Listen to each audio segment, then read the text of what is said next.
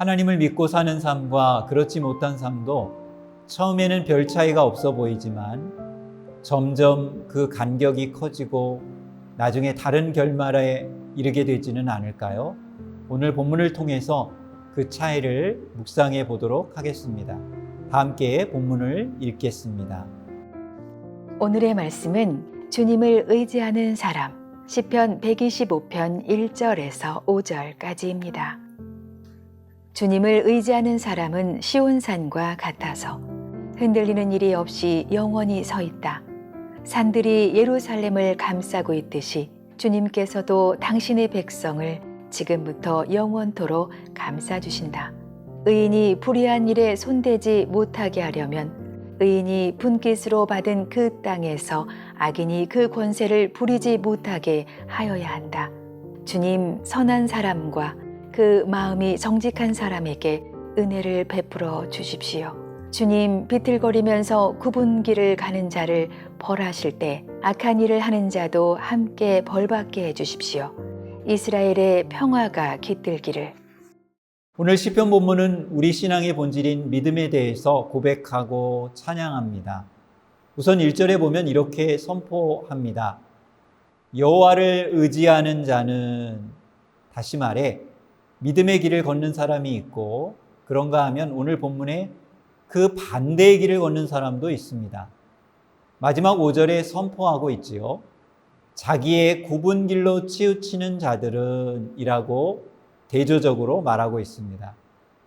성경 전체를 통해서도 그렇고 오늘 본문에서도 그렇고 극명하게 대조되는 인생입니다. 여호와를 의지하는 삶이 세상적인 관점으로 보면 어리석고 미련해 보일 수도 있습니다. 아마도 세상 사람들은 필경은 그렇게 생각할 것입니다. 얼마나 의지가 나약하고 자신감이 없으면 신을 의지하는가. 자신이 인생의 주인임을 믿지 못하고 주도적으로 살아가지 못하는 인생이 어찌 성공할 수 있겠는가. 그러면서 세상 사람들은 한결같이 자신의 길을 찾으라고 조언하고 권면합니다. 자신이 주인된 삶을 살아가라고 말하는 것이죠. 그 말이 일리 있게 들리기도 합니다. 그런데 못 보는 것이 있습니다.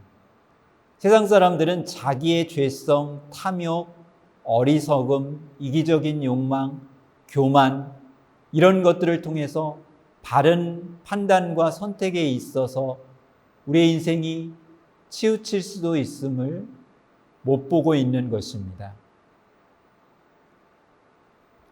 마치 어린아이들의 아우성 같기도 합니다.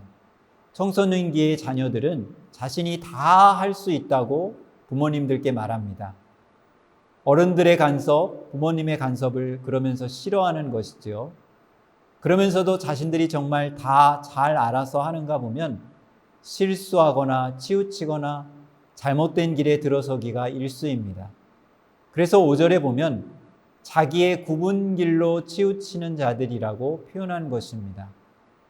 하나님이 우리 인간을 보실 때 어떠실까요? 저희가 다 잘 알아서 할게요. 하나님의 도움은 필요 없어요. 이렇게 말하는 것이 우리 인간이지만 그러나 결국은 굽은 길로 치우치게 되는 것이지요. 어리석은 길에서 헤매는 것이 하나님을 의지하지 않고 자신을 믿고 살아가는 인생의 종말이고 결과라는 것을 우리는 솔직하게 고백하게 됩니다.